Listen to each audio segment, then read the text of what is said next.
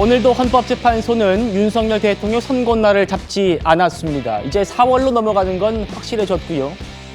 더 나아가서 문영배 이미선 재판관 퇴임 날짜인 4월 18일까지 선고를 못할 수 있다라는 전망이 나오는 상황인데, 자, 이런 상황에서 민주당이 정말 극단적인 카드까지 만지작거리는 것 같습니다. 먼저 내각 총탄핵입니다. 국무회의에 국무위원들을 의결 정족수 이하로 탄핵 소추시키면 된다, 이런 얘기 있었지 않습니까? 그랬죠. 몇 명까지 그러면 탄핵 몇 명까지는 제한이 없죠. 과반수 이하로 떨어뜨리면, 구성원의 과반수 이하가 되면 국무회의 개의가 불가능합니다. 자, 첫 번째로 국무위원을 무더기로 탄핵해서 국무회의의 의결 정족수 11명 아래로 떨어뜨려서 국무회의의 기능을 마비시킨다는 겁니다. 우리나라 국무회의의 최소 의사 정족수가 11명인데 지금 우리 국무위원 16명 있답니다. 한 6명 더 탄핵해서 국무위원을 마비시킨다. 박 대변인. 예. 이게 어떻게 가능한가 봤더니 국무회의가 마비가 되면 국회가 발의하는 법을 심사할 곳이 없어지고, 국무회의가. 그러니까 그러면 국회 발의가 바로 자동 확정된답니다. 그래서 앞으로 이제 문영배 이미선 재판관이 4월 18일에 퇴임하게 되는데 그 두 분에 대한 임기 연장안이라든지 이런 민주당이 원하는 법안들을 바로 시킬 수 있게 된다, 이런 논리더라고요. 왜 지금 저런 이야기가 나오냐면, 헌법재판소가 한 달 넘게 장고를 하고 있지 않습니까? 그런데 그 원인이 이제 약간 지상파들을 중심으로 또 5대3으로 교착 상태에 있는 것이 아니냐, 이제 이런 얘기가 공론화가 되고 있거든요. 그렇기 때문에 5대3인 상황에서 문영배 이미선 재판관이 이 기각 결정을 내는 것이 부담스러워서, 그러니까 인용이 완성되지 않았기 때문에 의도적으로 판결을 미루고 있다, 이런 이야기들이 나오고 있거든요. 그렇기 때문에 인용파들이 끝까지 버틴다라 그러면 4월 18일까지 결과가 나오지 않을 수도 있다, 이제 이런 두려움들이 엄습을 하는 겁니다. 그렇다라고 하면 이제 민주당 입장에서는 어떻게 룰을 바꿔서라도 파면 결정을 해야 되기 때문에 지금 마은혁 재판관 임명을 서두르고 있는 걸로 보이고요. 한편으로는 또한 이제 이런 주장은 4월 18일 날 임기가 도래한다라고 했을 때 만약에 한덕수 총리가 권한 대행으로서 이 대통령 몫의 2명을 임명한다라고 하면 인용 가능성은 더더욱 낮아지는 거거든요. 그렇기 때문에 4월 18일 이후에도 2명의 이 전 재판관들이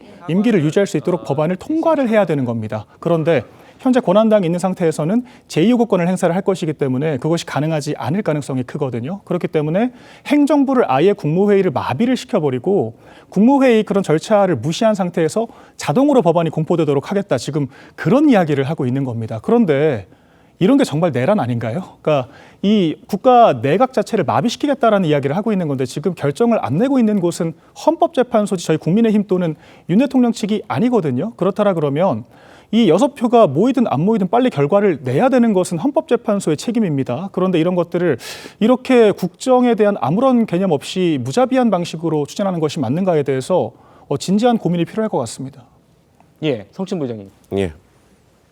내각 총탄핵, 저런 시나리오 실제로 지금 민주당에서 구체적으로 논의가 되고 있는 겁니까? 일부 의원들의 생각일 거라고 보고요. 저는 당에 만약에 저게 일부 의원들에 의해서 의총에서 만약에 다뤄지게 된다고 하더라도 저게 통과될 가능성은 저는 없다고 생각합니다. 지금 뭔가 답답한 상황, 이런 것들을 좀 타개하기 위한 다양한 논의들이 있는 건데, 그중에 아이디어 차원에서 나온 게 아닐까라는 생각이 들고요. 저게 실제로 추진된다고 한들 과연 저는 우리 당 172명의 의원들이나 다른 야5당 의원들이 동조를 해줄 것인가, 저희는 거기에도 의구심이 있거든요. 그렇기 때문에 저런 목소리를 내실 분들은 있고, 저런 분들이 얘기하고자 하는 것은 아마도 좀 지금 답답한 현실에 대해서 마은혁 재판관을 임명하지 않고 있는 것이나 헌법재판소가 지금 결론을 내리지 못하고 있는 것, 이런 것들에 대해서 좀 정치적으로 압력을 가하기 위한, 좀 빨리 결론을 내려달라, 국정이 너무 멈춰 있으니까 빨리 결론을 내리는 것이 국민들에게 좋지 않겠냐라는 그런 차원에서 하는 것이지, 저는 구체적으로 당에서 저거를 추진할 가능성은 저는 매우 낮다고 봅니다. 그렇기 때문에 뭔가 저걸로 인해서 뭔가 국정이 마비되고 이런 상황, 글쎄요. 그렇게 해서 만약에 그 문영배 재판관과 이미선 재판관의 임기가 연장된다고 한들 지금의 그런 교착 상태가 달라지나요? 그렇기 때문에 저희가 뭐 임기 연장 법안을 발의한다고 해서 달라질 게 없는 것이기 때문에 실용, 실익이 없다는 차원에서 아마 당내 반대 의견도 많을 거고요. 저는 그렇기 때문에 헌법재판소가 빨리 4월 18일 이전에 좀 결론을 내려주는 것이 적절할 것 같다. 뭐 그게 뭐 몇 대 몇이든 이런 것들 다 지금 헌법재판소 밖으로 얘기가 안 나오고 있기 때문에 다 추측에 불과합니다. 그렇기 때문에 헌법재판소가 4월 18일 이전에 결론을 내려준다면 이 모든 논란, 혼란 이런 것들 다 정리될 것이기 때문에 그렇게 걱정하지 않아도 되는 안이다. 저는 그렇게 봅니다. 네, 민주당의 카드 두 번째입니다. 내각 총탄핵보다 먼저 쓸 수 있는 카드인데 한덕수 대행의 재탄핵을 만지작거리고 있습니다. 오늘도 마은혁 임명을 두고 한 대행 압박도 했습니다. 들어보시죠. 헌법 수호 의무를 저버리는 한덕수 총리는 왕정의 절대 군주다라고 착각하는 겁니까? 한덕수 총리가 내란숙의 윤석열의 헌법재판관 임명 거부, 특명을 하달받은 내란 대행이라는 의심은 이제 확신이 되고 있습니다. 나라가 망하든 말든 내란숙의 특명만 이행하겠다는 위헌 현행범 한덕수의 민주공화국 반역 행위를 더 이상 묵과할 수 없습니다. 한 총리는 이번 주 안으로 마은혁 재판관을 즉각 임명하십시오. 마은혁 후보자가 들어가서 인용된다고 하면 반대 진영에서 당연히 승복하지 못할 거고, 마은혁 후보자가 안 들어가가지고 기각된다면 그것도 또 반대 진영에서 또 승복하지 못할 거기 때문에 이 8인 체제에서 어떻게든 승부를 내야 될 거다. 이게 지금 조응천 의원의 얘기인데, 그런 상황에서 아까 한 명만 넘어와라 이 싸움에서 끝까지 아무도 안 넘어간다면 6월까지 갈 수 있다, 이런 얘기가 있습니다. 6월 선고설. 박 대변인. 예. 4월 18일에 문영배, 이미선 두 사람이 퇴임을 해요. 그러면 이제 그 후임에 대해서 인사청문 절차가 있을 거 아닙니까?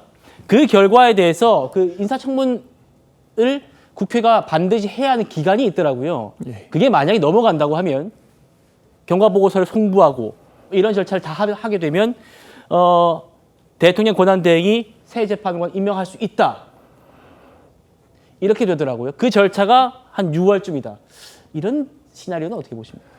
저는 굉장히 바람직하지 못한 상황이라고 생각을 합니다. 일단은 사실 국회 몫 헌법재판관을 권한대행이 임명하는 것에 대해서는 뭐 이견이 크지 않았지만, 대통령 몫의 그 헌법재판관들을 권한대행이 임명하는 것은 정말 많은 논란이 일단 있을 것 같고요. 또한 지금 사실 저는 새로운 사실관계가 규명이 덜 돼서 결론이 안 난다라고 보지 않거든요. 그러니까 이게 교착 상태에 빠졌기 때문에 결론이 못 나고 있다라는 상황에 저도 동의를 하기 때문에 이것은 저는 문영배 그 소장 대행을 비롯한 여러 재판관들이 결단을 해야 될 시점이라고 생각을 합니다. 만약에 결단을 하지 않는다라 그러면 그 자체로 재판관 그런 어떤 뭐 자신들의 그런 과거의 커다란 나쁜 커리어로 남을 수밖에 없다라고 생각을 하고요. 6월까지 어떻게 이걸 또 국민들이 기다릴 수가 있겠습니까? 그 사이에 발생할 수 있는 또 많은 혼란과 이런 야당의 무리수 같은 것들을 저희 국가가 감당하기에는 저는 이제 이미 너무 많은 에너지를 소진을 했다라고 생각을 하기 때문에 저런 사태가 도래하기 전에 헌법재판관들이 책임감을 가지고 결론을 내야 한다. 그러니까 인용이 6표가 모이지 않았다라고 하더라도 지금 8인 체제에서 결론을 내는 것이 맞다라고 저는 보고 있습니다.